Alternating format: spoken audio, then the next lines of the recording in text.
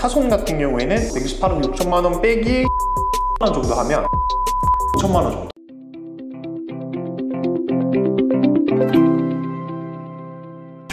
필승! 안녕하십니까. 부동산을 구하다 공인중개사 이희구입니다. 오늘은 한번 충격적인 매각 사례가 있어서 오랜만에 영상을 한번 준비해봤습니다. 매각되었다는 실거래 소식을 확인하고 자료를 준비해봤고요. 잔금까지 이어지지 않을 수 있고 거래 조건 등은 실제와 상회할 수 있습니다. 단순 참고용으로만 봐주시면 좋을 것 같습니다. 거래된 시점은 2025년 6월 19일이고요. 이 건물의 매매가 같은 경우에는 92억 1,400만 원 정도 수준으로 거래가 됐고, 평당가 같은 경우에는 1억 4,100만 원 수준으로 거래가 되었습니다. 신사역 이면부에 위치하고 있고 세로숲길에서 더 이면 안쪽으로 들어가 있는 그런 위치라고 보시면 좋을 것 같습니다. 6m 코너의 위치로 도로 상태가 나쁘지는 않기는 한데 코너의 느낌이 좀 살기에는 조금은 아쉬웠다, 이렇게 생각이 좀 듭니다. 건물 개요 같은 경우에는 이 건물의 프로필이다, 이렇게 생각을 해주시면 좋을 것 같습니다. 토지 같은 경우에는 약 65.31평 정도 됐고, 우리 연면적 같은 경우에는 169.35평, 지하 1층에서 지상 5층 정도 규모로 건축되었고, 건폐율, 용적률 모두 법정에 맞게 한 60% 이내, 200% 이내로 지어진 건물이었습니다. 준공연도는 24년 3월이니까 비교적 신축급의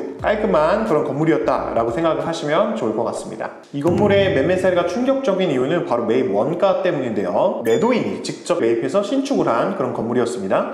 그래서 직전 거래 사례를 보면 매매가 104억, 토지평당 약 1억 5천만 원 정도 수준으로 매입을 했고, 이후 매각 같은 경우에 건물이 지어졌는데도 특이하게 또 92억 1천만 원 정도 수준으로 거래된 걸 확인을 할 수가 있는데요. 단순 매매가만 우선 살펴볼 건데요. 104억으로 부지를 매입했고, 시동록세 같은 경우에 법인으로 매입했으니까 4.6% 기준으로 하면 약 4억 7,800만 원 정도 수준, 등기비용, 우리 법무사 수수료라든지 채권을 또 매입해야 되는 비용이 있기 때문에 이거는 매매가의 한 0.2% 정도로 대입을 해서 산출을 하고 있는데요. 약 2,080만 원 정도 수준이 되고요. 중개보수 같은 경우에는 0.9% 이내에서 협의인데 맥스로 다 받았다라고 가정을 해볼게요. 약 9,360만 원 정도 수준이 발생을 하게 됩니다. 건축비용 같은 경우에 170평 곱하기 1,100만 원 수준 감안해보면 18억 7천만 원 정도 수준, 그렇게 예상이 됩니다. 이렇게 했을 때 투입비용 같은 경우에는 128억 6,280만 원이라는 계산이 나옵니다. 매각 차손 같은 경우에는 128억 6천만 원 빼기 92억 1천만 원 정도 하면 약 36억 5천만 원 정도. 여기 실제 건축비, 토지 매입했을 때의 이자 비용 등 고려를 했을 때는 차손이 한 40억이 거의 육박할 정도로 어마어마하게 많은 손해를 보고 매각한 케이스가 아닌가 생각이 듭니다. 이 건물의 히스토리를 살짝 살펴보면 매입 후 신축을 진행하는 과정에서도 토지에서 약간 좀 안반이 나오는 이슈가 있었고, 준공도 조금 기간이 조금 더 걸렸던 것으로 알고 있습니다. 준공 이전부터 빠르게 매각을 좀 희망을 하고 계셨던 매도인이셔서 계속 매매를 좀 진행을 했었고, 일반 매매가 진행이 되지 않아서 공매까지 좀 진행이 되었었던 그런 케이스로 알고 있습니다. 그래서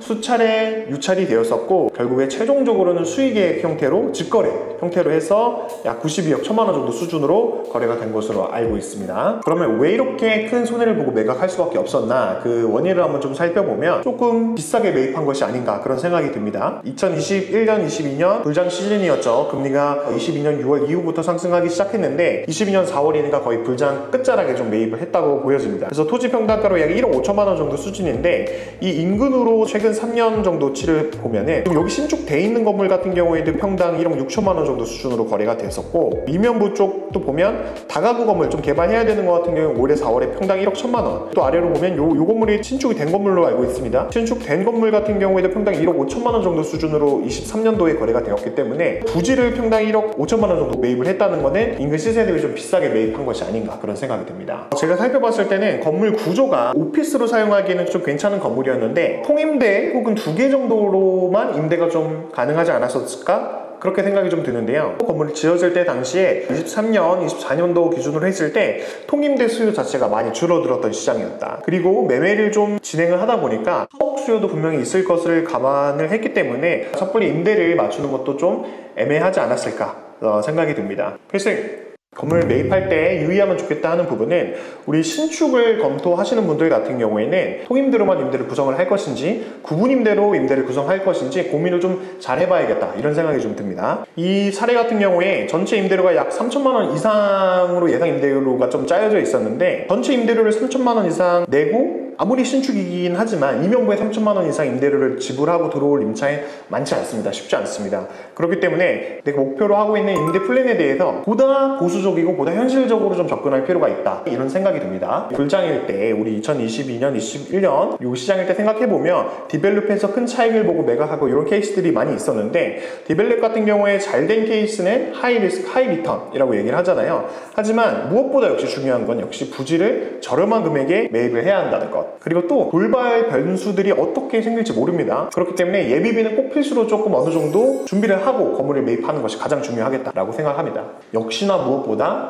무리한 영끌 투자, 무리한 레버리지는 좀 지양을 하는 것이 좋겠다라는 생각이 듭니다. 강남 이면부 같은 경우에는 공급들이 많죠. 우리 강남 건물들은 대부분들 많은 투자자분들이 선호하는 지역이기 때문에 이면부 라인에도 평당가가 좀 저렴했던 건물들은 거래가 많이 됐습니다. 그렇기 때문에 개발하려고 하는 행위 자체들이 많았습니다. 그래서 실제로 신축된 건물들이 많기 때문에 공급이 좀 아직까지도 좀 과잉이 되어 있는 그런 현상을 보여줍니다. 강남 이면부 같은 경우에는 공실 리스크가 상대적으로 좀 높기 때문에 직접 사용할 목적을 가지고 계신 분들이 매입하면 좋겠다라는 생각이 들고, 또 임대를 맞출 때에 내가 실제로 임대를 맞출 수 있을 만한 위치인지, 그런 구조인지, 가장 중요하게 임차인들이 들어올 만한 임대료인지, 이거를 잘 생각을 하셔야 될 것 같아요. 덩어리가 좀 중요하다고 생각하거든요. 3천만 원 이상, 4천만 원 이렇게 임대료를 내고 들어올 만한 임차사가 사실상 많지는 않기 때문에 구분으로 나눴을 때 이 정도 덩어리에 임차인이 들어올 수 있겠는가, 이런 거를 좀 잘 판단을 해보는 것도 중요한 매입 포인트가 된다고 생각합니다. 이 매매 사례 같은 경우에는 거래가 됐다는 실거래 사례를 확인하고 영상을 찍고 있는 거기 때문에 실제 뭐 잔금까지 이어지지 않을 수 있고 거래 조건도 다를 수 있습니다. 단순 참고용으로만 봐주시면 좋을 것 같습니다. 매입이 필요한 분들께 좋은 건물을 매입해 드리는 게 제 일이고, 또 매각이 필요한 분들께 꼭 매각해 드리는 게 제 일입니다. 메인 매각 문의는 게시글을 참고해 주시면 좋을 것 같습니다. 의견이 있으시거나 궁금한 부분이 있으시다면 댓글을 남겨주시면 좋을 것 같고,